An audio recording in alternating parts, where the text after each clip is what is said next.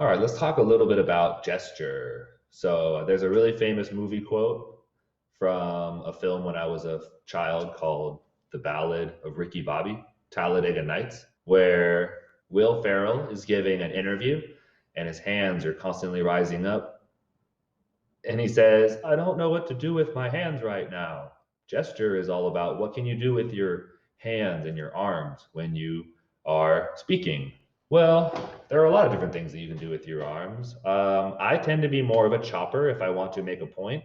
For example, we have to get this done. I'm also a big fan of rotating my hands whenever I like to make a point.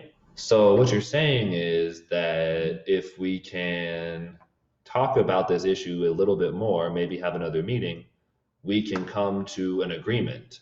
This speaks to what we talked about with TED Talks, in which incorporating some visuals using your hands and how you move your body can either supplement or distract from the message that you are trying to share with your audience. Some people are not always sure what they should do with their hands, or it feels really unnatural. So, I'm going to teach you a very simple technique that I use every now and then, which is called the ball technique. The ball technique is very simple. Imagine that there is a ball in between your hands. Right now, it's about the size of a little melon. But if you need to expand your point, you can make it a little bit bigger, like the size of a beach ball. I have big plans for you today. Or you can shrink the ball. It can be just the size of a little golf ball if you want. It only takes a little bit more. We just need to put in a little bit more time, and we're going to get there.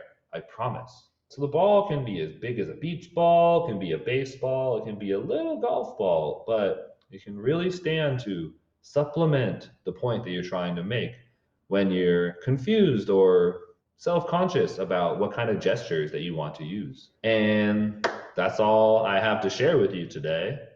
I appreciate you for listening, and I look forward to seeing you in the next class. But until then, cheers.